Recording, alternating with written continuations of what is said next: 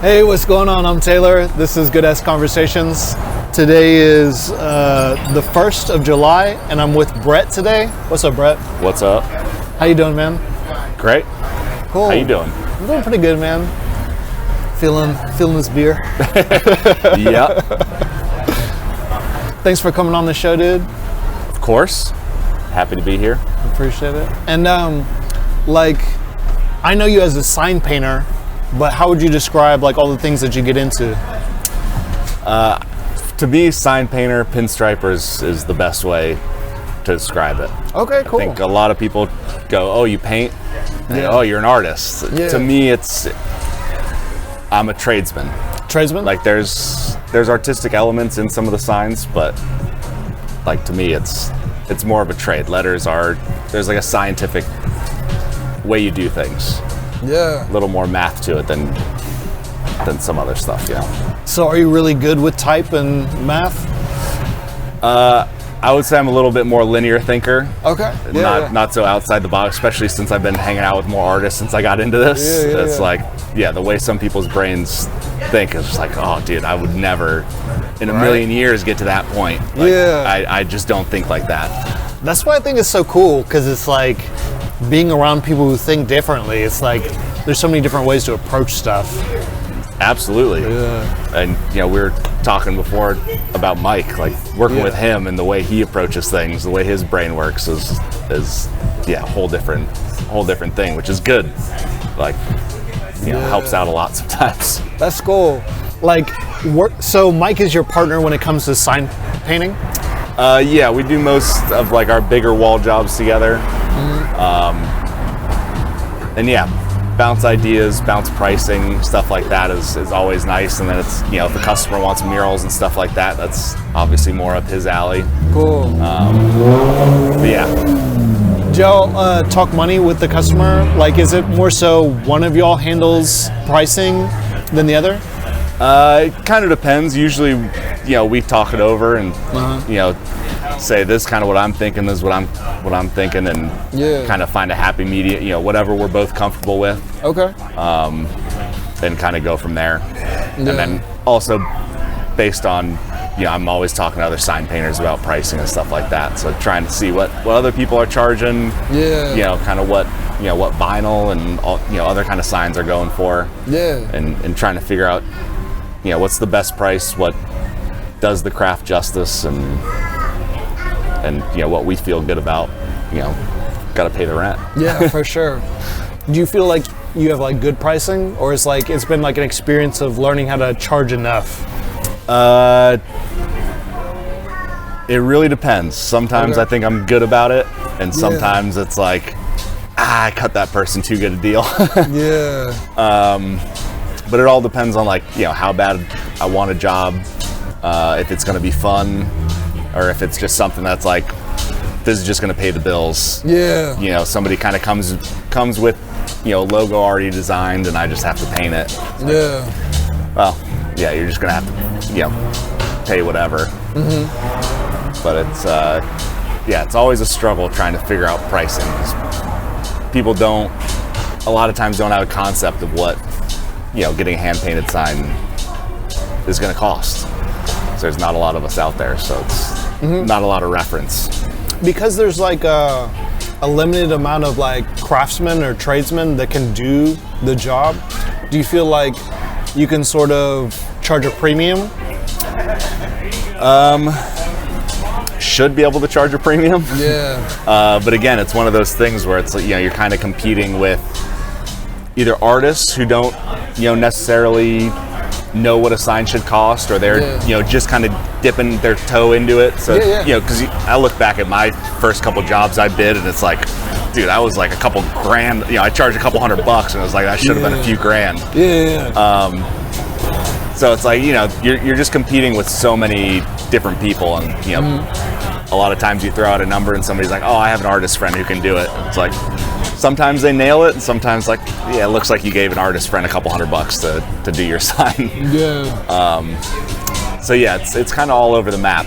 And then also with people just being I'll just do vinyl. It's a cheaper more option. affordable and stuff like that. Yeah, and for a lot of these things, people have like crickets and stuff like that, little plotters at home that can cut vinyl. So it's like, all right, if that's what you want to do, then I'm not your guy for that. Yeah. Does like vinyl really last outside like that? As far as I know, your best vinyl is going to last like 5 to 7 years. People sell it as like a 10-year vinyl, 15-year vinyl. But especially here in Southern California, we get so much sun. And it's just not going to last. And then anybody, Midwest, East Coast, fluctuation in temperatures and stuff like that, it's again not, it's going to dry out, it's going to peel, it's going to fade, eventually look like shit. So, have you done sign work outside of Southern California? I haven't. I've sent a couple signs out to like Michigan and stuff like that because I have friends out there, but most of them are inside. But this summer, I'm headed out. Oh, cool. To the Midwest to do some sign stuff. Adventure, so, hell yeah. Trying to spread it around. Hell yeah. Like I'm sort of curious just because I know like conditions affect so much of when you're doing install work or sign or painting work and stuff like that. So just curious what your experience was like painting in like maybe a different environment. Yeah, I know for just talking to people out in like Chicago and stuff like that who do a lot of like gold leaf on glass or painting on glass, like the difference in temperature on glass can really affect stuff. When it's negative 10 degrees outside or even in the 20s and 30s outside and the inside's like 70 or 80, the glass can do some funky stuff and give you weird results. So we're talking about like contraction and expansion of like the substrate, like people just say funky things start happening when you start messing around with that kind of stuff. And but yeah, I don't have it too much experience directly with it, other than when it dips into the 40s or 50s here at night in the winter and it's like but if you're painting on wood or metal, the paint's pretty much the same, just doesn't dry out quite as quick. That's cool. So like what kind of paint are you using a lot of the time? I push One Shot a lot, or oil-based enamels. There are a couple different brands, but One Shot's kind of the main one most people use. It's just what I'm most comfortable with. I still think it lasts the longest. People will argue with that. A lot of the water-based paints are getting really good and lasting a long time. But it depends on what a customer wants. Oil-based enamels are a little shinier. So if somebody wants a matte finish, you're gonna probably have to go with a water-based paint. Oh, cool. But yeah, I still think the oil-based paints hold up a little bit better, and I'm just more comfortable working with them. So that's. Do you have to like have like well ventilation to do the oil paste? Is it like you should? Is it comparable to like traditional oils on canvas, or is it more like industrial oil-based paint where it's like more fume heavy? It's pretty fume heavy. Okay. I'm not super familiar with using like oil paints on like traditional on canvas. Oils and stuff like that. I pretty much have only done One Shot or oil-based enamels and just regular water-based paints and stuff. Cool. But it's pretty fume heavy. It's mineral solvent based, so mineral spirits are what's going to clean your brushes and do all that. So yeah, for a long time I was painting out of my studio apartment and had all my paints and shit just hanging out. Like it was bad. Would you get like fume high and stuff like that? I just had headaches a lot. But at a certain point it just becomes your day to day and you don't notice it. But it's like I definitely feel better now that I don't have that shit in my apartment. I feel you. I don't know if I was talking to Mike about it, but it's like I was talking about printmaking and just being in the studio and all the different chemicals I've used for like a decade. Yeah. Screen printing is like its own set of chemicals, but before I was doing like traditional printmaking, and that's its own range of chemicals too. So it's just like fume high. Yeah. You know? And a lot of like it, you know, you're around it so much it like sneaks up on you. Like you don't even really notice, but then it's like you think back later, it's like, oh yeah, I was fucked up. Yeah. Like that was. I'm feeling not stupid good. right now. Yeah. Like I can't think to save my life. Yeah. But you know, sometimes you gotta. And I know a lot of people who have gotten out of sign painting because were having health issues and stuff like that. Yeah. Same has happened with like printmakers. Like I believe it. Anybody who's working with those solvents. Yeah. But you kind of like you look at, I don't know about printmaking and stuff, but like sign paint, you know, when they stop making the old school solvents, like things don't work as well as they used to. Or like, you know, they say a lot of, yeah, I never worked with lead paint. You could still find lead one shot around every now and then. But like the old timers, like, yeah, the paint's garbage compared to the lead-based paint. You know, I sort of believe it too. Like, I know painters who've made their own paint, and people who are very like adherent to like older practices and stuff like that. And so, like, I'm very grateful for like the ease of like modern accessibility in terms of paint. But I do think there is something to like the older craftsmanship styles of materials. For sure. You know, you can definitely get certain effects, and there's like such a longer history of people learning how to really use the paint and then passing it down. And then with the more modern materials, it's like there hasn't been as much time for like people to pass down technique or like pushing, figure out how things work together to get similar effects. Yeah. But also it's like you don't see some of the older stuff as much anymore. You know, it's like what comes to mind when you think of like craftsmanship or like tradesmanship? I mean, attention to detail is always kind of number one. It's like anybody who gives a fuck about their work. For sure. Which, you know, in reference to sign painting, it's like, you know, you look at a lot of these places that do illuminated signs or, you know, plastic signs, vinyl, like they just don't care at all. You know, they're just getting a paycheck, slapping some vinyl up on a window, and they're out. Yeah. And it's like, well, yeah, if you look at it, your kerning is dog shit. The letter style doesn't fit the business. You know, it's so yeah, it's like anything. It's, you know, usually you pay for cheap work, you get cheap results. Yeah.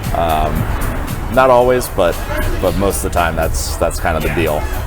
It's like those little attention to detail, or even, you know, for me it's you know, I guarantee all my work. So if you do notice something that I screwed up, it's like, yeah, I'll come fix that, no problem. Or, you know, if something's not working out quite right, you know, it's I'll come make it right. That's cool. Whereas I feel like a lot of the big people are like, yeah, you're gonna pay for my screw up. Yeah. You know, I understand too. It's like you want to charge a certain amount. It's like you want to charge for your time. But also like appreciate when someone is like guaranteeing their stuff, or it's like you want to retain your clientele. Yeah. And you want to make sure that they have like a good experience. That's like talking about like longevity of paint and stuff like that. It's like when I use oil-based enamels, I guarantee it for 10 years. Oh, really? It outside of, you know, normal wear, you know, if a tree hits it or something like that. But it's like if it starts to fade that bad, or, you know, whatever, which it won't, it shouldn't. You know, I'll come touch it up, do whatever to, you know, keep it running smooth. Even though I think it looks kind of cooler when it starts to fade a little bit, but I like it too. Like I like the aging of like hand painted things. I like sort of the aesthetic or like the community vibe of hand painted things. Yeah, there's more. It's more tactile. There's more of a vibe in it. Yeah, it feels like you can use a little bit. Generally, more fun letter styles and stuff like that than you can with, you know, at least like channel letters or something like that, which is great. It's like I always talk, you know, every hand painted sign I do, there's always people coming up and talking and bullshit. Oh, I used to do this. My grandpa used to do this, or just, oh, that's cool. I've never seen somebody do it before. That's cool. Whereas when I was doing, channel letters and regular illuminated signs, vinyl, it's like not a single soul talked to me that whole time. Yeah. So I was like, yeah, there's just not as much a set. It's just like, yeah, whatever. You're slapping that on there. Who cares? Yeah. People have like an interesting connection to painting. Yeah. It's like I don't know how to like put my finger on it. Yeah, I mean, it's, like you might be able to just trace it back to like human evolution. Like you look at like cave paintings and stuff. It's so? like it's something that's always been done, and there's probably like a certain kind of like class of people or certain people who did it in every group. Yeah. And so it's like, yeah, there's something that draws people to it. Oh, it's like universal. Yeah. That's dope. Yeah, across every race, religion, anything. It's like, yeah, somebody's, drawing stuff, painting stuff, putting down your history or whatever. Oh yeah. I fuck with that. Yeah. It's kind of a cool deal. That's really cool. Like, I've never thought about painting as being universal until like this moment. So that's dope to me. I mean, I think that's the cool thing about art in general. Oh yeah. Like, anything, building, anything that's like doesn't require I mean, I guess technology is kind of relative because you could say the paintbrush is technology, a hammer is technology. But like, I do think the paintbrush is technology. Pre-computer. Yeah. Post-computer. Unfortunately, we are very post-computer. Yeah. So now you got fucking mural printing machines and shit. Yeah. So what is like a mural printing machine like? I mean, I've only seen it on Instagram and stuff, but it's like, from what I've seen, it's a machine. It's basically a giant printer that you put up against a wall, and it can print floor to ceiling. On the wall? It uses paint, but yeah, floor to ceiling on the wall, and like it moves down the wall and will paint a fucking mural for you. But it has to be like a flat surface or something. I would like that? assume so. I don't know how good the technology is on that yet, but and I assume they're crazy money. Huh. But, I'm trying to think of like how do you fit them? How do you take them upstairs? Yeah. How do you like fit them into like tight spaces and maneuver them? Yeah, because it's a big machine. So yeah, I don't think it's coming for our jobs quite yet, but they're working on it. Well, I'm like, what is the underpainting? I'm trying to think of what does it use as like an underbase, or how does it lay out the underbase? I have no idea. I'm gonna have to look this up later. Yeah. It was in my algorithm for a little bit. I haven't seen one in a while, so maybe they kind of, people are like, it's not feasible yet. Yeah. But yeah, and I just don't think you can, replace the. Like I said, you can put a machine on there and it'll print a wall in a couple. I don't know how long it takes, but it's like people be like, oh, that's cool. But that's about it. Whereas like when you see somebody painting a wall or something, there's the human element you can't replace. The mythos too, like when a certain sign painter or painter paints something. Yeah. The story. For sure.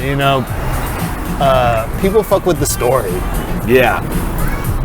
And sometimes the connection too is like, I notice in some of the people I've worked with, them talking about their clients, it's like the clients love the story. Yeah, for sure. Yeah. And I mean, I think you mentioned earlier, the community that comes around something, it's like, I think there's a big sense of that, at least around here. Yeah. I mean, that's why like Oceanside, like, yeah. Despite all its like combativeness sometimes, or like how I'm a transplant, so let me say, just from the outside looking in, sometimes it seems like Oceanside doesn't get along with itself, but when it does and it supports itself, like that's what I really enjoy, and that's what I appreciate, and that's part of why I came to California, to like find that kind of community or like similar kinds of community. Yeah. It's one of the, I feel like Oceanside specifically is one of those places where it's like once you're in, you're kind of in. It can you can fight for a long time to get in. Yeah. But yeah, it's an interesting spot and a place that, yeah, like I said, once you're kind of in, I think it does like take care of its own, and which is cool. Yeah. And even like, I'm a transplant too, but it's. Where are you from originally? Northern California. Really? Yeah. Okay. Cool. Like trees and mountains and stuff like that? Valley. The valley? Yeah. Okay. From just like, orchards, almond orchards. Yeah, we had a tomato plant in my hometown growing up. Yeah. So yeah, I got out of there as quick as I could. Did you ever work a farm? No. Never worked on a farm that I can think of. I've yet to work on a farm. It sounds miserable to me. But yeah, it's a lot of agriculture, so it's like, there's like one guy driving a tractor harvesting all their stuff. There's not a bunch of people working out there for the most part. It's interesting living out there. Yeah. I feel like California has like, it feels like there's so many different areas and so much different pockets of different things. Mm-hmm. It's interesting to just like explore it and take it in. Yeah. I always tell, people talk, when you're outside of California, people talk shit. It's like, whatever you're into, we have it. For sure. It's like beach, mountains, agriculture, right, left, whatever you're into. Yeah. It's like, we have it here, but also stay out. Please. Well, it's interesting because it's like, I'm from Texas. Mm-hmm. And it's like, Californians talk a lot of shit on Texans. But I think those are the Californians that never go to Texas, because there is this weird Texas-California connect. Yeah, especially now with tech and stuff. Yeah, so heavy moving out there. Yeah, for sure. It'll be interesting to see what happens with California, and I hope like the best, like it comes around. Yeah, because it would be so sad to see like cities fail, like the state go through hard times. With the weather and stuff, I don't think it'll ever fail. Yeah. People will always want to live here. Yeah. But there's definitely things that I'm looking at possibly moving out, at least, make my main place somewhere else and come back here from time to time. But no, I totally get that. Because it's, with so many people, it's just a crazy place. Well, it's like land is different out here. And like, I was talking about this with Mike, it's like having space and acquiring space is different. And I think it has a lot of people like give up or not even try. And it's like you really got to take on a different mindset to acquire space. For sure. I mean, look at where we're at right now. It's the most expensive real estate in the country. Yeah. It's like, I can't buy $1.5 million little beach bungalow. You could. Not on a sign painter salary. It's when people are coming in with cash, it's like I can't compete with that. Well, it's like that's why I was interested in having you on the podcast, because it's like up until now, I haven't really talked with people about money on here, but I feel like that's something always hovering around like the edges of like our conversations. It's like money. Yeah. And I was hoping like this would be like a good time to like start talking about money on the podcast. For sure. It's like, do you feel like you would be cool if you made like a majority of like your income doing something else and then doing sign painting as like something for fulfillment? Right now, no. Okay. Up until recently, I've worked other jobs to kind of try and fund and get, until the sign painting kind of caught some steam. That's what I'm doing. Right now, I think if I went and got a full-time job again, it'd be kind of like giving up on the dream a little bit. I feel that too. I've heard a lot of people say recently, like, don't have a plan B, because, if you put all your energy into plan A, like, this has to work. Oh, yeah. That, I don't know if I necessarily agree with that. The sentiment I agree with, but, like, obviously you gotta live. So it's like, if it does get to a point where it's like, shit, I gotta get, even a part-time job, go back to bartending or something like that. It's like, absolutely, I'll do that. Mm-hmm. But right now all my eggs are in the sign painting basket. That's cool. And luckily enough, it's still just me and the dog. So it's like not like I have a ton of expenses. I got to, it's a different thing if you have a family or like, other things you got to take care of. So I'm lucky in that regard. Do you know Juan or David or Dave? Juan hangs out here a lot. I introduced you actually like briefly one time. Oh, okay. I think I know who you're talking about. Yeah, I had them both on the podcast, and we were talking about the idea of like having a family and trying to pursue like creative endeavors, or even just having a partner and trying to pursue creative endeavors, and how like a lot of the time it just seems like I'm a roll solo or like just date until like I get some traction. Yeah. Or like becoming cool with the idea of like, like I really love art or being a craftsman or a tradesman. It's more important to me that I like put my energy into this instead of like putting it into like a relationship. Like, how do you feel about like the idea of like having like a partner or a family and then also doing this? Like, does it add more stress or is it like more of a dream? Like, I mean, the dream is to be comfortable enough painting signs that like, it contributes enough that everybody's comfortable with it. Whether that's a reality or not, we'll see. But I've definitely, had times where it's like, I just need to focus on, like, I can't think about somebody else's feelings or what, you could call that selfish, whatever, but it's like, I have to make this work. Otherwise I'll be miserable. So it's like, I can't make somebody else happy if I'm miserable. But yeah, like I'd like to have a family and stuff like that someday, but right now it's trying to get this to a point. And maybe it won't go, but the goal is to get the sign painting to a point where it's like, that's sustains me, and then adding a partner would be, great to have along with the ride. But a lot of people don't necessarily, I think a lot of people get with artists thinking it's going to be one thing and it's a very different thing. Absolutely. Which can be tough. They think it's going to be like very free. And spontaneous. And like electric. Very romantic. And it can be romantic. Sure. But I don't think a lot of people understand like how blue collar it can be. Especially if you're doing something else in tandem with this. It's a lot of work. It's a lot of grinding.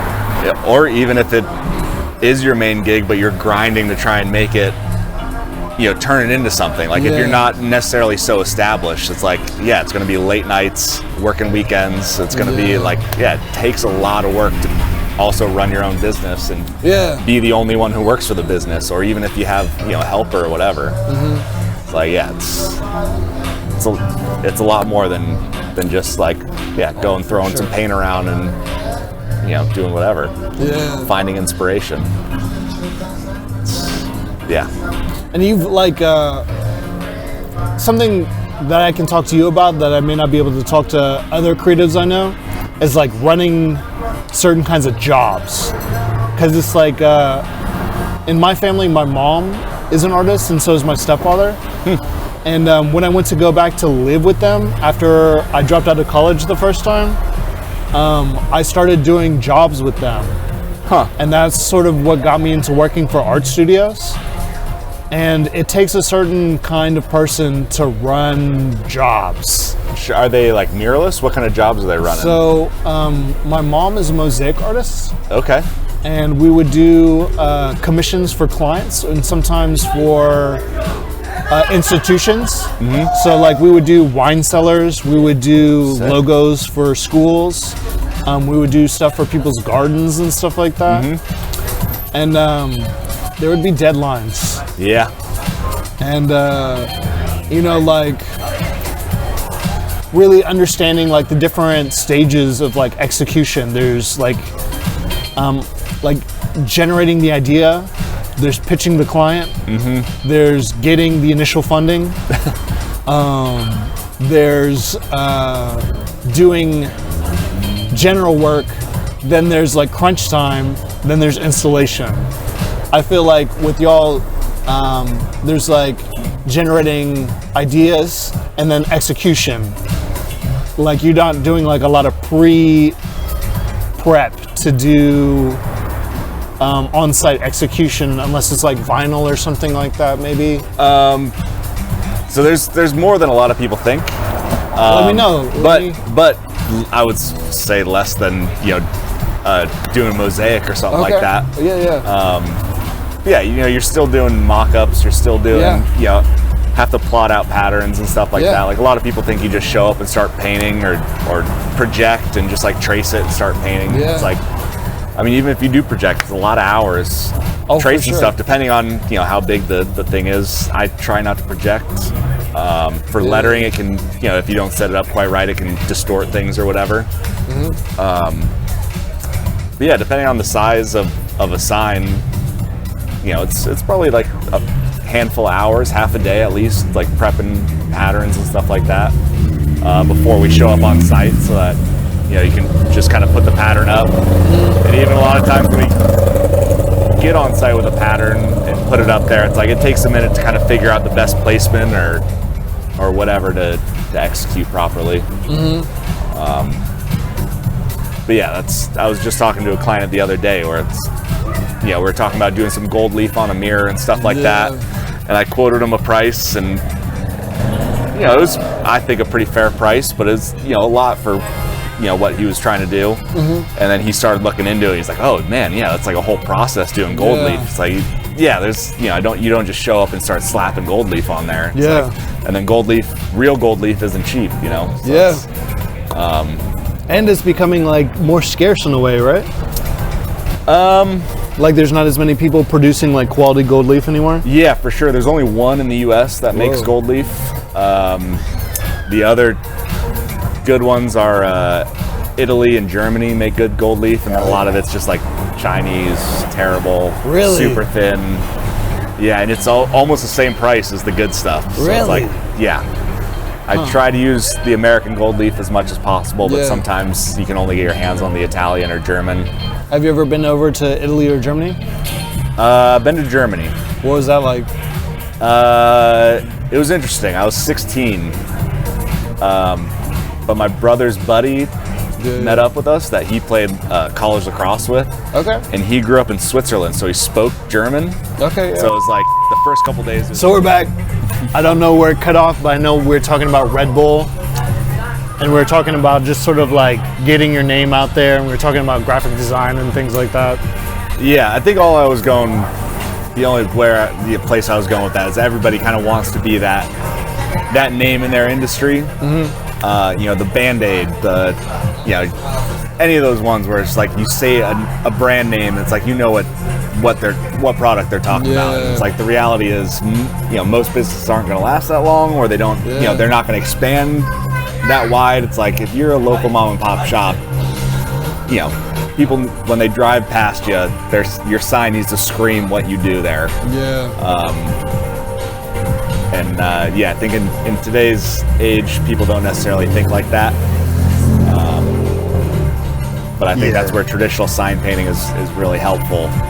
To get a traditional sign painter into a spot and try and design some stuff can be really helpful.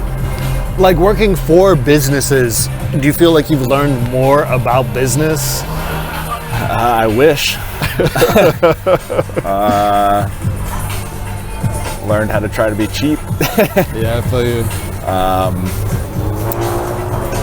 I think it's just it's taught me how to kind of read people and see what people want, see how serious people are, if they truly appreciate what you're trying to give them, or if they just thought getting a hand painted sign would be a cheaper option than vinyl, when it's really not, and it should never be, because again, it takes a lot more than people think to do a hand painted sign than doing vinyl or an illuminated sign or whatever. How did you get into sign painting in the first place? originally started getting into pinstriping and stuff. Always been into like hot rods and motorcycles and stuff like that. Oh, cool. And, actually visited a buddy in Texas who's a custom sign painter, or custom bike painter. And then after that, I think I started getting a bunch of, pinstriping stuff in my algorithm. Yeah, that'd be kind of cool to get. I'm always picking up weird hobbies and stuff. Yeah. So I got pinstriping brush and some paint, and then that led to lettering, and always liked old signs and shit like that. So I never really thought about how they were made, or whether they were painted or whatever. And then it's like you start getting into it. It's like kind of before like the 80s, 90s, before vinyl really was such a thing. It's like everything was done by hand. So then started taking some weekend courses and found out about LA Trade Tech. It's the last sign painting school left in the country. Really? Not one in Chicago or anything? No, like you would think they'd be out there, and they used to. There's a handful of sign painting schools across the country. At one point, I don't know when the last other one stopped, but LA Trade Tech's celebrated 100 years this year. Oh, wow. Yeah. So now LA Trade Tech offers, they have a huge fashion program, culinary, automotive, welding. They have all these other programs, but the very first program was the sign painting program. Cool. And it's still running today, which is pretty awesome. Cool. It's it was a cool experience to go there. That's kind of how I found the passion for it. Like I said, always picking up weird hobbies, but this is kind of the one that stuck. It was like, what are some other weird hobbies you've tried? I got into leatherwork briefly. When I was living in Philadelphia, I was shaping surfboards. Oh, cool. That was pretty nuts, shaping a surfboard in like a one-bedroom apartment. What were the chemicals like with that? Pretty gnarly. Epoxy resins are a little bit less HVOC, but the polyester ones are pretty gnarly. I never messed with polyester, but plenty of epoxy. Yeah. It's not great. I definitely stunk out the apartment a couple times. Glass and boards and stuff like that, but learned a lot. And that was a cool experience. The boards aren't any good, but they float. So like with boards, does like a design go on and then you like apply like a chemical finish? So I was like fully shaping boards, from foam, glassing them, all that stuff. So I wasn't doing any artwork on them. Oh, really? And you can dive so deep into surfboard design. It's insane. Like all the ones I was doing were just like flat bottom. Just like bought shapes off the internet, but like you go into like rail shapes, so like doing concave bottoms and stuff like that. You can get pretty wild with it. Oh, cool. And then even to like the glassing part of it, what ounce, what do you call that? Fiberglass you're using on it and stuff like that, like affects the weight and how much flex it has. It's pretty crazy. It's like, I feel like anything, it's like once you try and do it yourself, it really gives you appreciation for the people who are good at it. Absolutely. That was definitely one of those things. I feel like just getting into art has led me so much into how things are made. And then it's given me so much more appreciation for the things I don't have to make. Yeah. I mean, even like we were talking about earlier, paint. It's like really take for granted that you can pull a stock color off a shelf and use that. Whereas like, not that long ago, you really had to mix all your own colors. And you have to get like crazy ass ingredients, like you're getting like frog eyes and bug legs and like a certain kind of plant. And like you gotta age them a certain amount of time, crush them up. And like you just can't crush them up with some regular shit. You gotta have like a glass pedestal type shit. Again, there's like a craftsmanship in that. Absolutely. In and of itself. So it's but it's definitely a lot easier just to have it pre-made. Well, I think it's interesting because it's like, it's sort of weird, like falling in love with a technology or a craft that's like going out of style or like aging out or is like considered dead technology. because you're so stoked on this, but then you're like, oh, like how is this going to help contribute to me living like a healthy lifestyle? Yeah. You know, one where I'm financed. Right. But I think there's like this weird beauty in like these trade skills, these craft skills, like these dead technology skills, because I do think they hold like a lot of relevance in the culture, but it just may not be apparent to a lot of people. Yeah. And which kind of steers back to like, you know, finding clients and having good clients versus bad clients. It's like, there's the people who, yeah, at least for signs, like there's the people who find inherent value in doing things kind of an old-fashioned way and think that it's cool. And then there's the people who want a hand-painted sign because they think somebody else will think it's cool. And then there's the people who just think that it's going to be cheaper than anything else they can get. So it's yeah, you could say that about anything, especially as technology progresses, where it's like you're gonna have to find those people who find value in the humanity in something, as opposed to like, sure, ChatGPT or AI does like, you know, can make cool art, but there's no human element in it. Yeah, and I think the human brain like processes it differently, even if it's not like obviously recognizable or like conscious. Yeah. Yeah. I say that all the time about signs. It's like the minor flaws in a hand-painted sign compared to a vinyl sign, even if it's just like black letter on white wall. I think it makes it easier on the eye. Oh, really? Compared to like just such the harsh edges of vinyl, I think it just looks so unnatural. And even there's some sign painters that look like they do machine done work. Like it's super clean and super straight, but I think there are minor imperfections that I think are easier on the eye. And like, people might not recognize it or ever think about it, but it is just like a nicer product. Yeah. I think. Although that's, obviously a little bit biased. Do you feel like you experience like eye strain? For sure. When it comes to looking at things that are not done in the style that you're talking about?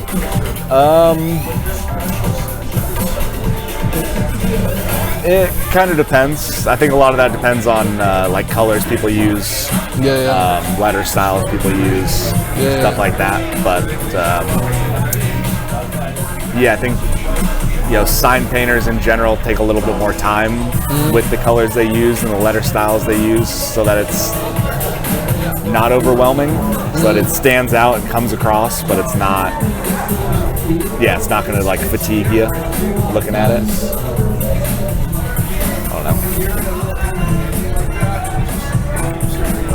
But I think like in Europe and stuff like that, places where I think their advertising is, and Mexico, like some of their advertising get pretty wonky and just like super big, bold. I feel a little overwhelmed with that kind of stuff. Really? Yeah. With Mexico's sign painting and murals? I think more so their like channel letter type stuff. Like obviously a lot of their stuff is still hand painted. I think a lot of that's really nice, but any of their stuff that's more modernized, I think is overdone. Really? Like you go to like an EXO, which is like their 7-Eleven, and it's like their branding is crazy. Like 7-Elevens is crazy. And similar to Europe. I don't know how to explain it, but it's like there's zero human element in any of it, I think. And it's I don't have the words to like describe exactly what I mean by it, but it's I think maybe it's especially apparent in Mexico because it's like such stark contrast. So like 90% of things are hand painted, there's so and then much. There's like the few things that stand out are like gigantic, like Roman style letter, like I don't know, such like it looks computerized, like computer made. Okay. It doesn't to me. It doesn't have any like human element to it. just like faceless corporation type stuff, you know? Yeah. It's pretty bizarre. What do you think the, I don't know how to say it, what do you think the assembly line, or what do you think the system is that creates that kind of stuff? I couldn't even begin to know where that kind of stuff starts. Yeah. Yeah, once corporations get so big, I don't even know how they really operate, you know, or where I guess there's just like so many cooks in the kitchen. They just like settle on the most basic stuff, and I think a lot of times when you get to that level, it's like not creative people making creative decisions. Oh, absolutely. I feel like that's with a lot of industries. Yeah. You know, not just corporations and their branding and like graphic design.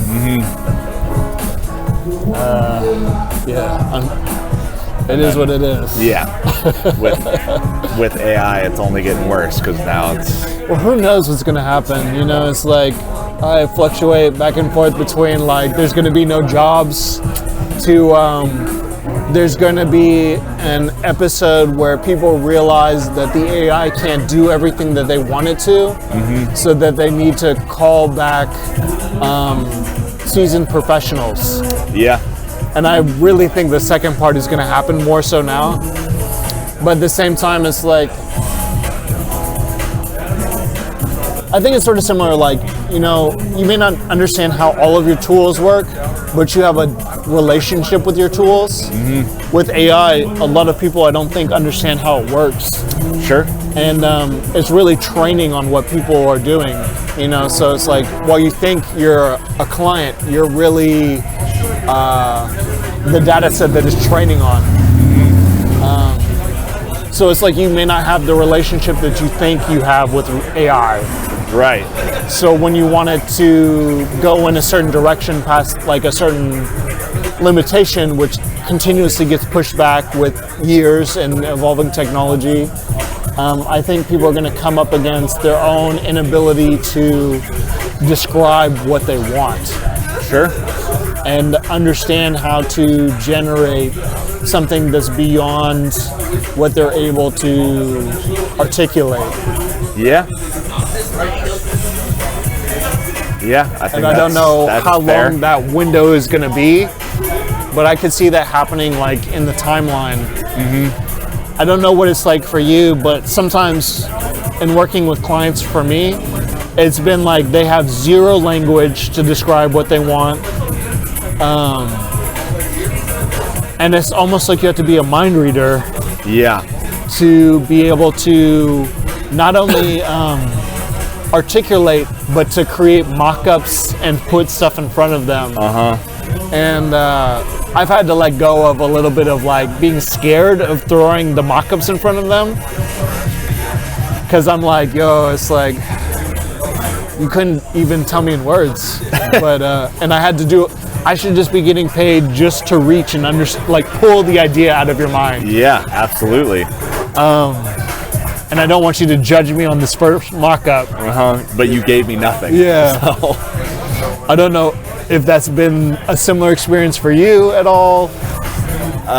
Definitely. Okay. And it's a lot of, I'm sure you get this too, where people go like, just do what you think is cool, and you throw a mock-up out and they go, oh, that's not what I was thinking at all. So exactly. You said do what you think is cool. Yeah. Like, this is what I think is cool. Yeah. It's like, yeah, okay, so you just wasted both of our time because you did have an image in your head, but maybe sometimes it's, they needed to see that to know, oh, that's not the direction I thought this was going, or that I thought I wanted it to go. Yeah. So it's like, it's hard to fault people for it, but it is very frustrating when it's like, if you just tell me what you want. I understand though too, it's like if you don't have the language, if you don't have anything to like anchor into starting the conversation, how do you even start the conversation? Sure. And who knows how many fires they're trying to put out. Go ahead. Which for art I think is probably even harder. Yeah. I think for lettering and signage is probably a little bit easier because a lot of people go, we want like a turn of the century kind of vibe. So it's like, okay, now I look at letter styles that are turn of the century, you know, we want turn of the century bootlegger style. So it's like, okay, these are certain things that like we kind of associate with that. These are letter styles that would have been used in that era. It's like that kind of stuff is a little bit easier compared to like, you know, maybe some artwork that somebody might want, like imagery and stuff like that. But, yeah, it's definitely frustrating. Do you feel it depends a lot on like your own personal knowledge? Because it's like you're talking about different font types. Mm-hmm. Do you feel like you have a wider breadth of understanding of type than you did when maybe you were first getting into it? Absolutely. I mean, you know, going to LA Trade Tech, you know, having to draw every letter style and like learn how letter styles are traditionally constructed. You know, learning kerning and stuff like that, like definitely gives you a bigger understanding of how letter styles are supposed to work and work with each other. And then also it's like, yeah, you learn about, you know, different eras kind of had letter styles that they like to use. You know, like you see a mid-century modern letter style, it's like you kind of, whether you think about it or not, it transports, you know what those letter styles are. Or like a turn of the century letter style. It's I think most people whether you think about it or not, you recognize that as, what a place is trying to do, along with the other decor that they have in a shop or something like that. Oh boy. Yep. Randy. Hey. Chill. So, like, have you ever made your own type? I've hand-drawn signs, but it's always based on like a letter style that I've seen before, or have a book that it's like I have it right in front of me. Oh, cool. I think designing lettering is hard. Yeah, for sure. Like sometimes I think about like a cool one letter or a couple letters that kind of fit together, but making a full alphabet is pretty hard. It's daunting. Yeah. To me, at least. Like I went to sign school with a kid who was a really great. He could draw letters like none other. Oh, it's cool. like I hope he's selling some of those. Oh, sweet. Some of those.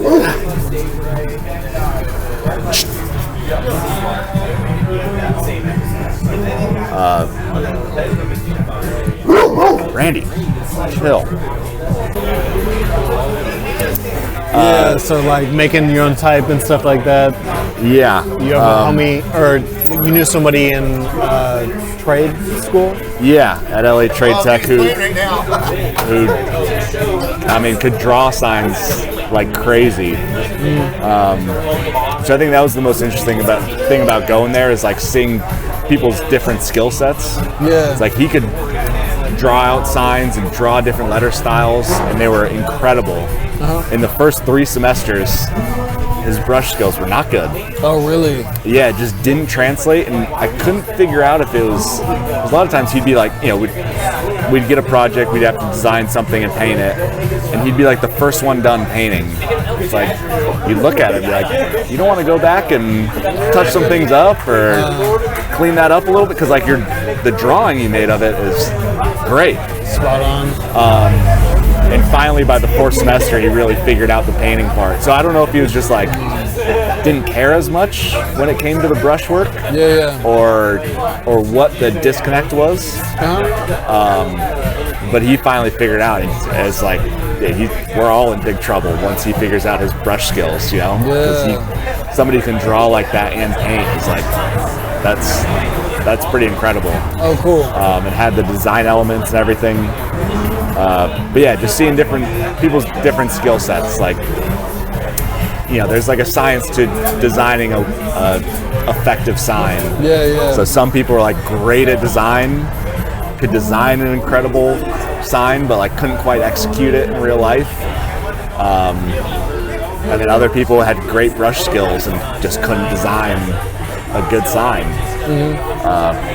But I guess that's why you go to school. By the 4th semester, most people figure it out and turn into pretty good sign painters. Oh, cool. So I don't know anybody who makes it all the way through the course who's just like, I don't know about that. But it's. How do you feel like? Were you always good with brush? I picked up brush skills pretty quick. Okay. Because I really didn't ever paint with a brush until I started getting into this stuff, which was like 5 or 6 years ago. But that was the one thing I picked up pretty quick. Oh, cool. Sign design and stuff like that, I would say still I'm like okay at. Yeah. It's not something I'm great at. But that's where it's nice with sign design compared to doing more artistic stuff, is like there's kind of a set of rules that you have to follow. There's a framework that you can follow to make the most effective sign. As opposed to, I feel like artwork is a little more free form, or isn't so restrictive always. I guess it depends on what style you're doing. I think it depends, because I have a friend right now who's making some paintings, and he likes to build them up with like an acrylic underbase and then finish them out with oil. And he's very much into traditional composition. So it's like he'll lay out a lot of grid work, and you won't really know unless you saw like the underpainting or the initial process. But he's like, yeah, man, just like set up all these X's and like these diagonal lines throughout your canvas and your composition. And like you can really set up your composition like truly. I'm like, oh man, like this is cool, like it's beautiful. But for me, like part of the enjoyment has always been like the free flow. Sure.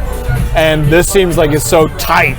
Yeah. It's like the control is off-putting a little bit to me. Sure. And I've never explored that in painting, and maybe I will one day. But at the same time, it's like, I think it's interesting how sometimes we'll have these preconceived notions of what something is, but then see how different people approach it and be like, oh, I was wrong. Yeah. I mean, like we were talking about earlier, it's like, when people hear sign painter and they go, oh, you're an artist. It's like, nah, it's a little more rigid. I mean, again, there are certain art styles that are more rigid and have rules that you kind of follow. But like, most of the people, like you and Mike, are like much more free form. Think outside the box a lot more and do things that are a little more obscure. Like most people would just never think to do it that way, or reach that conclusion, which is really interesting. Yeah, like Mike is a really interesting dude. Like, so like all the interviews, I actually have like things I'm trying to learn and like find out. And just talking with Mike, it's like, it reminded me, it's like, oh, like I need to follow a certain trail of inquiry. Like I need to follow my own set of curiosities. Yeah. And like that hype that I get off of following something I'm genuinely curious about, that's important, and it's good to not like snuff that out. For sure. Yeah. And Mike reminded me of that. I'm like, oh, thanks, bro. Yeah. He's just so curious about everything. Yeah. It's hard to keep up with. Yeah, and he like legit makes time for things. Yeah. Whereas like I'm like curious and then I'll forget about it because I have to do other things, or something, fire showed up that I had to put out. And then it's just like distraction. Yeah. But and just like I start to feel fatigued. Just like I need to unplug and watch a show or like do something. Like he doesn't really do that. It's like, no, he doesn't. He unwinds by doing more stuff. Yeah. Which is pretty wild. And I think I'm trying to get there. Like treating like doodling or like some sort of creative habit as like a place of rest. Sure. But then I still struggle with like my identity before I became a visual creative. And there's all these things that I thought were cool then that I still enjoy. Yeah. Like movies. Like I'm not super into shows. I'm definitely curious as to like what people are into. But I feel like right now, like we're in a space where there's just so much stuff. Yeah. It's hard to keep up with everything. it's like niched down, it's like subcultured down. Yep, especially with like algorithms. Like you go on anybody's Netflix, and it's like way different than your Netflix. Yeah. So it's like, yeah, they're definitely targeting a certain person. Yeah. But it's like, you know, that works for him. Yeah. But it's like I draw a lot of inspiration from, you know, sometimes watching movies or shows or just unplugging for a while and not trying to be, you know, if I'm trying to design something, I'm hung up. It's like I need to step away and just like do something mind numbing for a little bit. Yeah. So it's like, you know, everybody's just works different. It's like Absolutely. That works for him, and that's just his personality. Yeah. Yeah, it definitely doesn't work for everybody. Do you feel like there's any media in particular that helps you, like, has been like inspirational to you, or like, even if it's completely unrelated, has helped you like go back to it? I mean, I get a lot of inspiration from movies and shows. Oh yeah? Like, whether it's like, you know, now I notice signs in the background because, you know, most, you know, movie signs and TV signs are like hand painted. You know, sets are all hand designed. I just saw a thing on Instagram the other day that a lot of the Star Wars scenes were hand painted. Yeah. And then it's like, I didn't know that. That's pretty cool. Yeah. So I get a lot of inspiration from that kind of stuff. Like I have a whole list of things I've seen in movies or shows that it's like, oh, that'd be a cool thing to paint, or like, you know, saw a cool sign design. Oh, dope. It's like, oh, you know, that could work for another business or something like that. But yeah, I think it's important to unplug and unwind different ways. Dope. Where do you find your most of your inspiration? It changes. You know, it's like there's certain things that I can draw from endlessly. And sometimes like I get embarrassed of like some of the things like I'm into, because I feel like now it's like the culture is like more accepting of some of this stuff. But like when I was coming up, like it was not cool to be a nerd. Sure. You know, like the sci-fi, the Eastern influences, it wasn't cool to rep them. Sure. And like in certain circles, you could get your ass beat off that shit. Yeah. But it's sort of like, it's interesting, like ingesting it in private, and then sort of like spending time. It's just Jeff. German Shepherd Rottweiler. Sorry, he just doesn't like Jeff for some reason. Hey. Randy.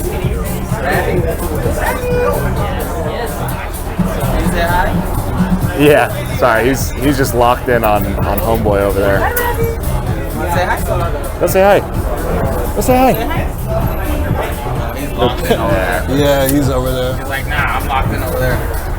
I don't know what's going on, but I'm locked in. Sorry? He's about to be 9.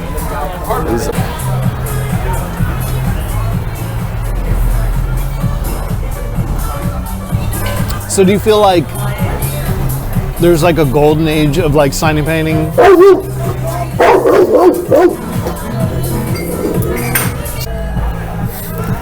Yeah, so do you think like if you were to go back into time, like people would treat you differently like as a sign painter? Like, do you think it would be more respected, or? I just think there would be more of a sense of what it is to paint a sign. Yeah, I think people would just More respect it more as like a understanding. trade. Yeah. You know, it's like now you go to a big sign company to get, you know, channel letters or whatever.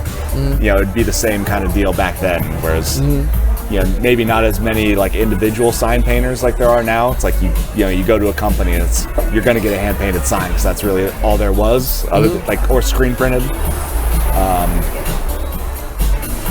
I mean, you know better than me. Screen printing's been around for a long time. Oh, for sure. So, a lot of signs were screen printed back in the day. Yeah. And still are. You go to Disneyland and stuff like that. It's like really? they do a lot of hand painted signs, but a lot of their signs are also screen printed, which is super cool. And doing screen printing with like gold leaf on glass is a super cool deal that I like to explore a little bit more. Oh, really? Yeah. Dope. So you can just do a lot more detail with it. Trying to paint tiny little details like that can be pretty time consuming and tedious. And but yeah, with screen printing, you can do some incredible stuff. Screen printing is dope. I feel like it has more of a, unless like the really old school method, which is all hand painting, which might be cool for you. Yeah. There's a certain amount of digital knowledge that you need to have. Sure. In order to screen print on higher levels. So, like beyond one or two colors.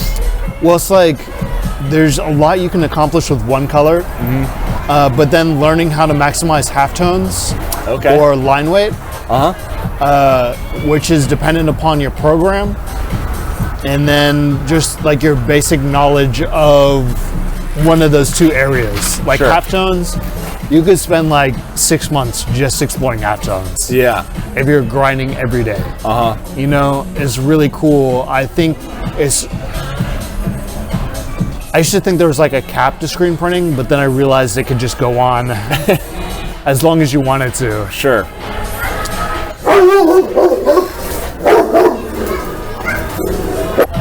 Yeah, it's just like one of those things where it's like you could spend 6-9 months like just grinding on halftones. Yeah.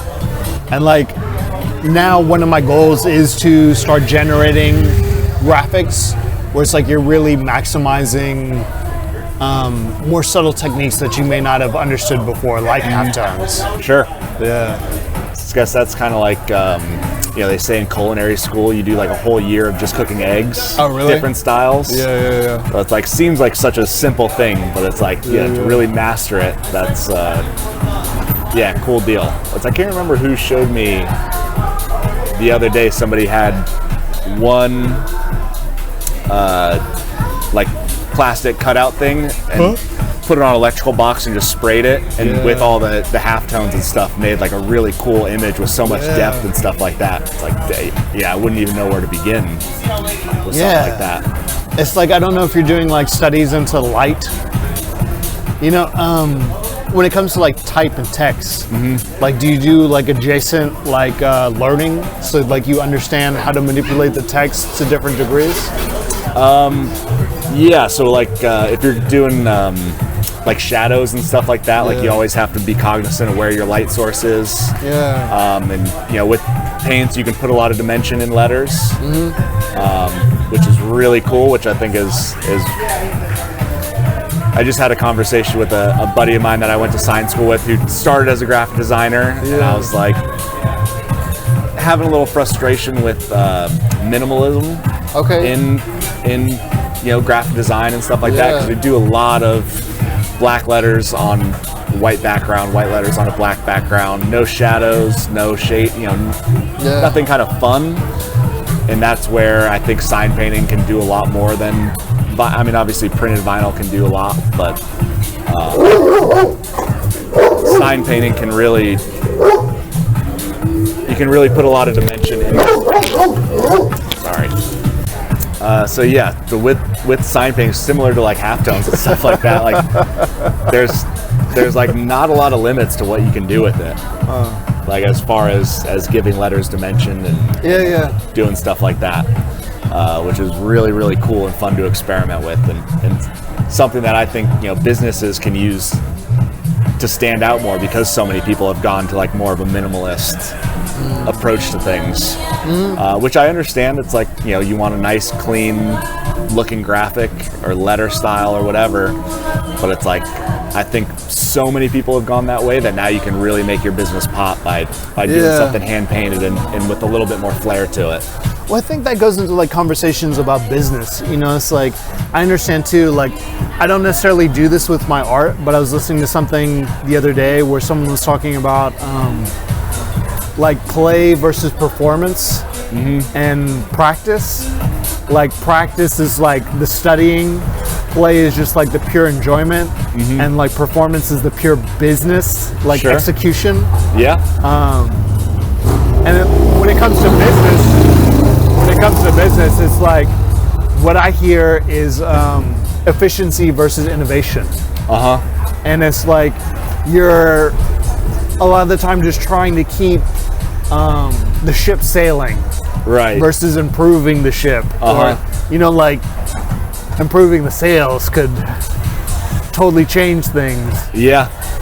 And it's hard to say, like, you know, like how do you talk to someone when they're in the thick of it? And it's like they're just trying to keep the efficiency going or maximize efficiency or trying to figure out the efficiency. Versus it's like, hey, like this could help you improve innovation. Yeah. You know, it's like when do you switch back and forth? Like, have you figured that out for yourself at all? Not yet. Yeah, that's still shit I'm that's- trying to figure out for myself. Yeah, I think it's easier to see for other people than it Yeah. is to see for yourself. Yeah. Or, you know, sometimes there's things like I know I should be doing things this way, but I can't do it that way for some Yeah. reason. Like I'm either not ready to do it that way, or something is stopping me from doing it that way, even if I know it's would be beneficial. But yeah, it's a lot of times easier to see it for somebody else. Yeah. With what you do particularly, do you think it's like a matter of money and gear that occurs obstacles to you? Or is it more so other things that occur as obstacles? I mean, I think for me, the biggest obstacle is creativity. Really? Doing sign design and stuff like that. Sometimes I try and do too much, Okay, which yeah. really slows me down and I get too in the weeds with it. Yeah. And sometimes I do need to take a step back and be like, maybe a more minimal approach, you know, less is more kind of approach is the best way to do it. Because I do want to push sign painting and doing things in a little bit cooler way than, you know, somebody, you know, I don't want to do a sign that somebody could just slap vinyl on a window or whatever. It's like, I want to do something that's going to be cooler and stand out a little bit more and be like, this is why you picked sign painting over vinyl. Yeah. But sometimes, yeah, a simpler approach just kind of is the better way to go. So yeah, I struggle with creativity a lot. Okay. What are some things that you do to like get your creativity flowing? Like, Look at a lot of signs. oh yeah. But that's where it helps if a client has a clear vision of what their business, kind of what.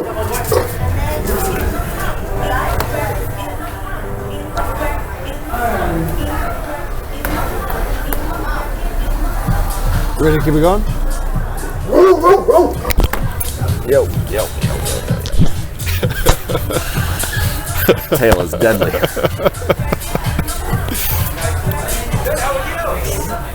Chill out. Yeah. Yeah, what are Randy. things that you do to like sort of stoke your creativity? You talk about like look at other signs. Yeah, so it's like I was, you know, been working with a client who has like a kind of turn of the century kind of vibe to everything that they do. So then it's a little bit easier to look through fonts that were used a lot through the, you know, kind of turn of the century, late 1800s, early 1900s, Victorian style stuff. And that's when it gets a lot harder when somebody doesn't necessarily have a clear vision of what they want. Oh yeah. Or can't, you know, relay what they want. It's like, well, I don't really know where to begin. You know, it's kind of endless possibilities. Yeah. And it's, so yeah, then it can be really hard to kind of find the middle ground or like get somebody moving in the right direction. But if I'm painting signs for myself, usually it's like I drew inspiration from something already, whether it, you know, get a lot of old beer ads, you know, stuff from a lot of old movies and stuff like that. It's kind of like, oh, that'd be cool to either repaint that sign or like, or design a sign for you know, a fictitious business that was in a movie or something like that. That's cool. Like one of my first big projects in sign school was we just had to design a 4x4 sign. It could be anything. And I did The Big Lebowski is my favorite movie. Oh, yeah? So I did Lebowski's Rug Company. Oh, cool. So it's like, the whole movie is just trying to get the dude's rug back. Yeah. So I made like a fictitious business out of that. Oh, cool. And I've designed a couple others from Big Lebowski, like Soap Check Security, because Walter Soapcheck actually has a security company in the movie. Oh, yeah. Donnie's Surf Shop, so he's part of his like eulogy is about surfing. So stuff like that. It's like get inspiration from anywhere, and that kind of fuels my fire. And then it's if you see a cool sign design, like I'll either sketch it or take a picture of it. Be like, oh, maybe I can use that down the road. Nice. Yeah. At my job, like we've been selling some old posters recently, and they're like movies from the 50s. Cool. And the movie posters, you can tell they were lithographs from back in the day. So it's like all the lettering is like hand done. That's crazy. And I'm like, oh, I wonder how.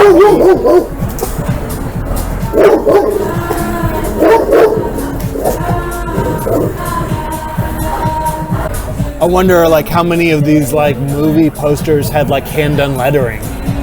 Yeah, I'm sure a lot. Yeah. There's actually a guy over off Oceanside Boulevard who restores old movie posters. Really? And I did a little tour of his shop, and it's really cool. And how they restore them is pretty insane. Oh, dope. Yeah, actually, I'll give you guys that guy's information. What's his name? I can't remember his name off the top of my head. I have his business card. Okay, cool. But yeah, really interesting cat, and he gets movie posters sent from all over the world for him to restore, and like all levels of restoration, from like pieces missing, just super crazy fading and stuff like that, and they do a lot of like airbrush work, hand painting. Oh, it's pretty wild, and even I think he was doing like he had done some glass pieces where he like put a mirror on the ground and then put the glass down so he could like see the mirror, the reflection of the mirror, like doing glass work in reverse. Yeah. Which I do a lot of like reverse glass lettering and stuff like that, but it's different than doing like actual artwork, like imagery and stuff. Pretty wild. That's cool. He's an interesting cat. It's so interesting to me. Like part of, like I can't talk too much about my job, but part of what we do is like a lot of like eBay selling of like collectibles. So it's really interesting to me to see what people will pay for certain things. Sure. And I'm always surprised. And there's like all of these sort of like niche areas where there's a lot of value for people, where they're like willing to pay for like a lot of money. And when you're talking about like restoring movie posters and then people like wanting the old movie posters, that like sort of falls into like one of those categories. For sure. And it's interesting to me, like he has like a whole business built off of this like very niche, like specialized knowledge area of interest. And to me that's like really dope. Yeah, it's really insane. It's a lot of like original artwork from these movies from like the 40s, 50s, and 60s. Yeah. And it's really crazy. And it's like not even on a lot of people's radar. Never even in a million years think about that. Yeah. But once you see it, it's really cool. Yeah. And insane how somebody builds a business like that, like creates their own niche, especially like you'd think maybe like in LA or something like that, stuff would be going on, but down here, I would never think this dude in like some random business park would be working on these like, I'm sure like thousands of dollars, old movie posters and stuff like that. Well, it's like, to me it's interesting, it's like there was this whole industry that used to be around like making the movie posters, and then that's like faded out. Yeah. But then there's like this supplemental industry of like restoring them. And like people talk about like, or a lot of sometimes I think you can adopt the perception that like art isn't valued. But then when you find some shit like this, it's like, oh, well, someone's paying $10,000 to have this movie poster refurbished or like restored. Yeah. You know, it's like, why can't something I generate or something I can connect to generate, you know, that same sort of like income or value for people? Sure. But I think that's where it comes back around when you're talking pricing and stuff, is like, as opposed to like, you know, plumbing or fixing a car or something like that, it's like there's no like kind of like not regulated, but like, you know, you go to a handful of garages and it's like everybody's probably going to have a similar price. Parts cost the same no matter where you go. It's like, you know, labor might be a little bit hit or miss, but it's, you know, when it comes to art, it's so subjective that it's like, you have to find somebody who finds the value in it to pay what you think the value is in it, which I think is the hardest part, especially now with AI, with vinyl, with all these other things. I think part of it is like being able to like stand your ground and like, you know, it's like a weird combination because you have to be able to stand your ground and like hold value yourself as an individual. For sure. But then also be able to pivot to understand like when you need to transition into a different space. Yeah. So you can continue to like retain or generate value based on what you created. And for me, that's been like one of the more difficult things to understand or just even acknowledge. It's like sometimes you need to pivot or like connect. You know, it's like I think of it as like sort of little nodes or like little areas. And it's like you can connect those to other spaces or other areas. And that doesn't mean you need to like give up on the initial space that you like started from. Sure. It's just like expanding it in like a different way. Yeah. Have you ever thought about like maybe taking some of the knowledge that you've like acquired or learned and like expanding into like a different area? I mean, there are other things I would like to do. I think screen printing is really sick and would help my business a lot. Bro, I'll show you. Hell yeah. I'll show you.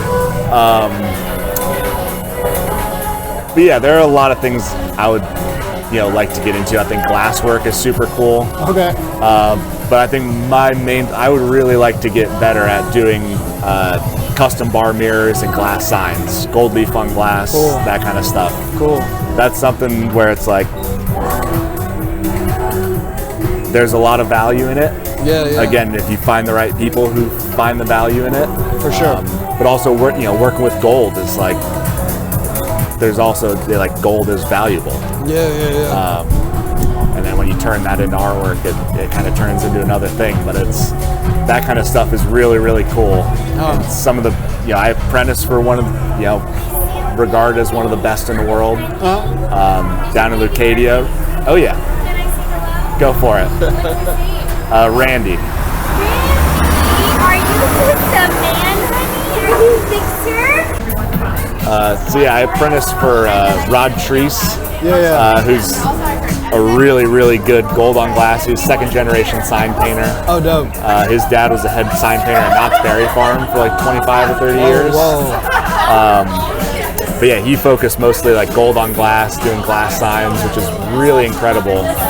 And then a few of the best guys in the world came over from England recently to the US for the Letterhead's 50-year anniversary. And just seeing all their stuff always, like, it's insane what you can do with glass. And with like acid etching and glue chipping and stuff like that. Cool. You can, give a lot of dimension or just do a lot of different things with it. Well, maybe like Annabelle can like plug you into some resources or something like that. Yeah, stained glass is super cool. Just glass in general is one of those things, and now again you just dive deeper into it. It's like, I used to work at a glass shop in Texas. Oh, sick. Yeah, and it was really fascinating. But also I just realized it's like I'm not cut out for this shit. Like, really? Yeah. What like, about it? So it's like when you pull the molten glass out of the furnace and like you're adding colorants and stuff like that, and you're trying to get like a specific result. So you were making glass. Yeah, like mostly I was like a shop hand, and I was like organizing like the colorants and stuff like that, and doing assists. Yeah. So it's like when they pull out the glass, like I'd be the one with like the wooden paddles to like help shape. Damn, that's crazy. But they would do like, Oh yeah. I would be like helping shape and stuff like that. And I was just like, yo, these are the people who really love it. Like for me, like this is a job. You know, it's Yeah. like this is cool, and I'm glad to like have the experience. But like I can tell that they are the glass artists, Right. and then I'm just like the assistant. Yeah. It's when you work with people who have a passion for something, you can kind of see where you're at in the hierarchy.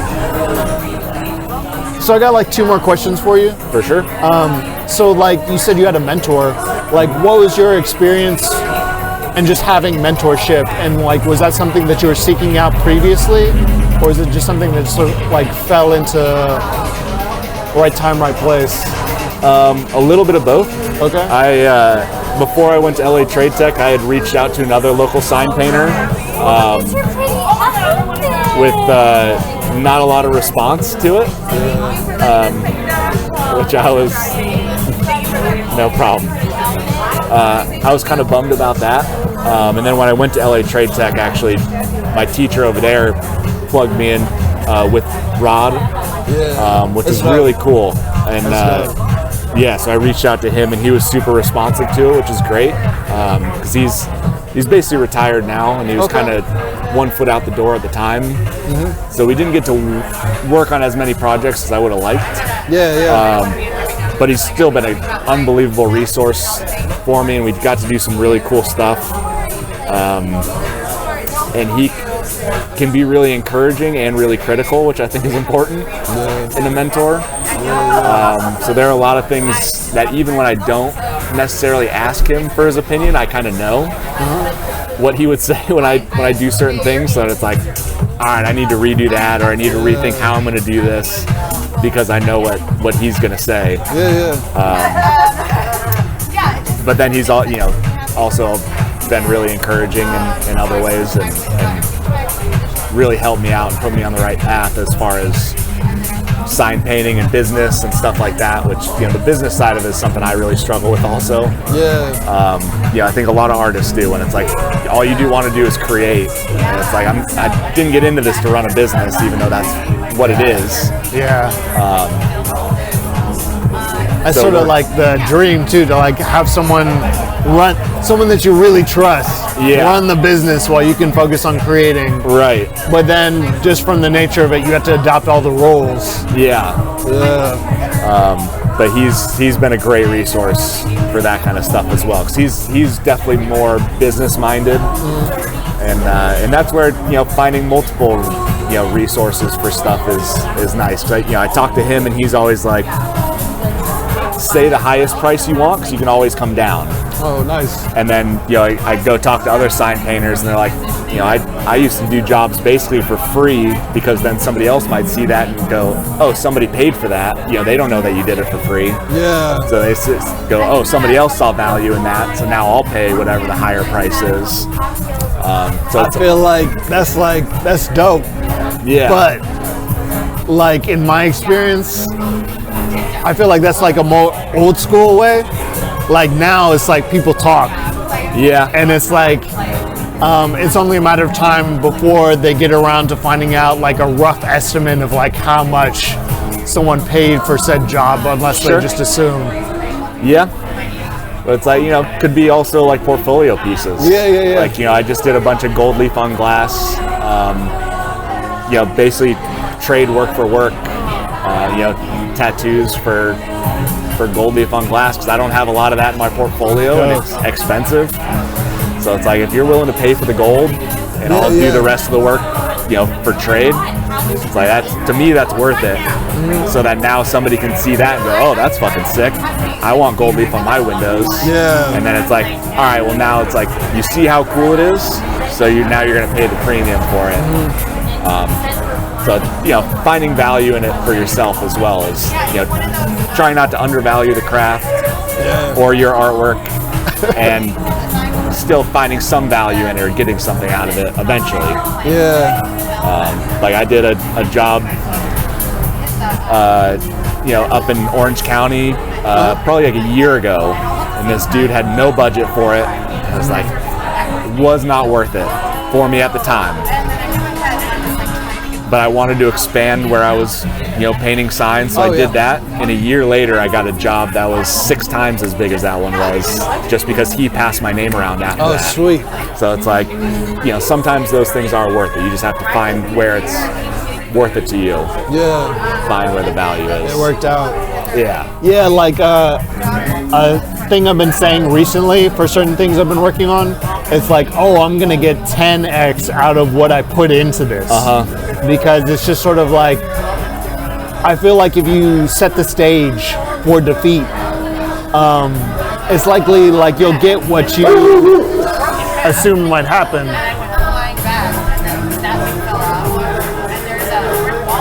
But if you just sort of set the intention of like you'll receive something, who knows what it is, despite like whatever goes on, like the work that you put in will come back to you in some way or form. Yeah.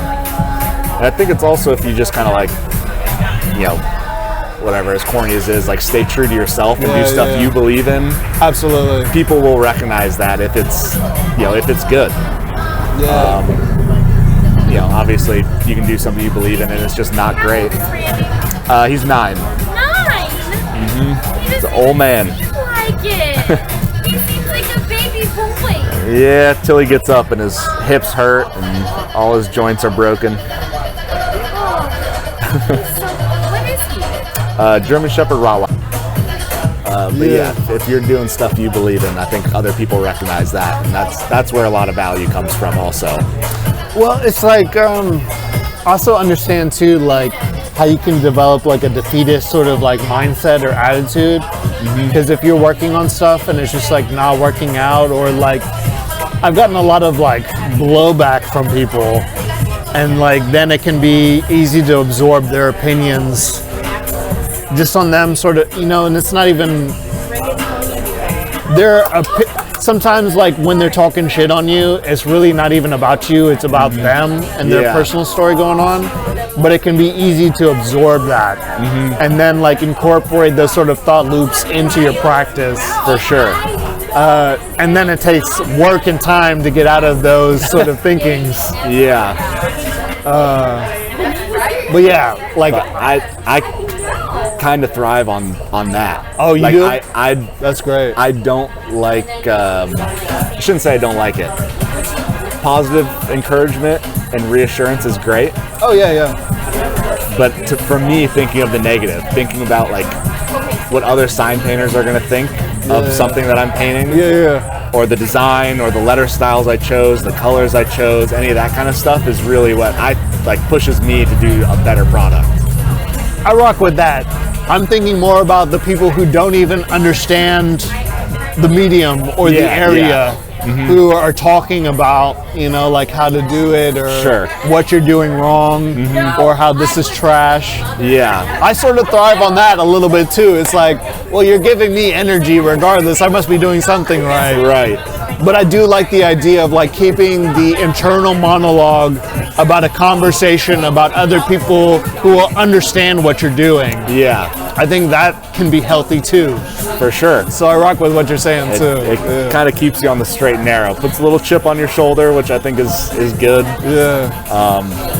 But yeah, also I think just pushes you to be better. Yeah. If you can look at it critically and be like, all right, where is this weak? Where is it strong?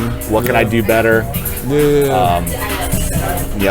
Like I said, having Rod in the back of my head, like he's a little bit of a shit talker, and I like that. Because I'm constantly thinking like, all right, when Rod sees this, what is he going to say to me? Is he going to be like, oh yeah, pretty, like that's a good job, you did good, or is he going to critique this or that? Because he can get pretty nitpicky, but it's like that's exactly what you need, especially when he's 40 years into a business and I'm 5 years into it. Yeah. all those little details help out. They do. So like the other question I wanted to ask you was like, you know, there's definitely like a point, like a line where you went from whatever your life was before into like going into tradesmanship and craftsmanship and painting and stuff like that. As you've like continued along this path and like learned more about it, how do you feel like your life has changed, or like what are things that you consider more now that you didn't necessarily consider back then? I think the biggest change is, I mean, we kind of touched on it earlier. It's like if I had to get a full-time job now, I'd consider that kind of a defeat, or kind of like the end of the dream. Like, you know, I would always sign paint, but it's like it wouldn't be the main focus anymore. Yeah. So that's the biggest change, is like going from like kind of, you know, working a job that pays the bills and like affords certain other luxuries. You know, you get a couple weeks off to go on vacation. Hopefully. You know, PTO, yeah. PTO, you get, you know, a weekend off, whereas, you know, now I'm, you know, if I can, I'll work 7 days a week. Morning to night. Because it gives you that kind of energy, huh? Yeah, it's something you love, and I think it's working towards my own goal. As opposed to like, you know, working for somebody else, like, you know, padding their pockets, and you give me a few bucks to kind of keep me happy and keep me in line. Which I think there's something to be said for that too. You know, serves a purpose. Yeah, that's kind of the mentality is the biggest thing for me. It's like I always had a hard time working for somebody else and like finding the value in it. I feel that. As opposed to like, having kind of my own dream and chasing that. Well, it's like one thing that I sort of decided to just change the questions. But one of the questions I've been asking people is like, how do you use creativity as like a service to other people? And something I talk about with people like in my personal life is like, what happens when you feel like your creative energy is being used by another idea, like, or another person? Like, how do you sort of handle that? And then it's like when you're talking about this hypothetical of like doing a 9-to-5, and it's sort of like you've experienced defeat. In my life, like, I've experienced defeat, so it's like I don't feel like the dreams necessarily die once you experience that initial stage of defeat. Hypothetically speaking, like, how would you keep it going if you still had to, like, if you were in that position? I'm not trying to wish that on you or anything that, but like, how would you keep the dream going if you did have to work like something to supplement it? I think my goals would just change if because even like now, you know, I've only been doing this full time for like 4 or 5 months. Okay. Maybe 3-4 months. Yeah. And it's like, you know, some months have been better than others. Yeah. And like, so there are times where it's like, all right, I need to either get a part-time job or start looking around to get a full-time gigs, just like get a little more, you know, my feet under me a little bit more. I guess even since, you know, I got out of college and stuff like that, it's like, you know, I was looking at working in the trades, joining unions and stuff like that, and I always just felt like then it's so, like once you get a good enough job, then it's really permanent. Then it's like you'd be dumb to leave. So maybe that's more what I think would be the end of the dream, is like getting a job that's good enough that it wouldn't be worth leaving. Which is scary. Like, I guess just getting another job to, like, you know, have a little more stability to continue doing what I'm doing is one thing. But something you struggle with, especially as you get older, you know, and talk about getting, you know, partners, possibly starting a family, all that kind of stuff. It's like stability is nice, but then it's like, I think my relationship with sign painting or art would change a lot. As far as, you know, it wouldn't be trying to do it to build my name and a business for myself and probably go back to more being like a hobby that I can make some money doing on the weekends or nights or whatever, but it wouldn't be the main focus anymore. Not getting the juice. Yeah, exactly. Which is right now what we're chasing. Yeah, it is. Like I feel that, like I don't feel like I get the juice a lot. Yeah. Because it's like I have to handle so many adult responsibilities. And but at the same time it's also making me shift. So when I do have those pockets of time to think about it, I can adjust my strategy. Sure. So it's more so like I'm thinking about how can I, it's weird to say, but meet my needs through creativity, and then address bigger pictures. Sure. It's like, what's the bare minimum first? I think it also depends on your energy level. Yeah. Like we've talked about him a lot already, but like Mike's a super high energy guy naturally. That's just who he is. Yeah. I'm a pretty low energy guy naturally. You think so? Yeah. So when another job or something else takes up that much of my energy, it's like it's hard to then put it into anything else. I feel that. Like when I do get those pockets of time, it's like it's hard to sit down and be like, all right, I have this, an hour to design a thing or sit down and paint. And it's like, or I could, I just worked all day. Something else was taking my time all day. Yeah. I just kind of want to chill for a little bit. Yeah, absolutely. So yeah, for me, that's a hard thing to balance. I can relate to that. Going through different things, it's like I didn't think I had the capacity to handle multiple things. But now, like, I'm in a situation where it's like I have to. Yeah. And then I'm also trying to manage it so it's chill. Because stress, it's like I can only handle so much. Right. I can handle a lot, but I'm not trying to like just take that on. So I think sometimes you don't know like your capacity until you're put into that situation. Yeah, until you're pushed. Yeah, and then also it's like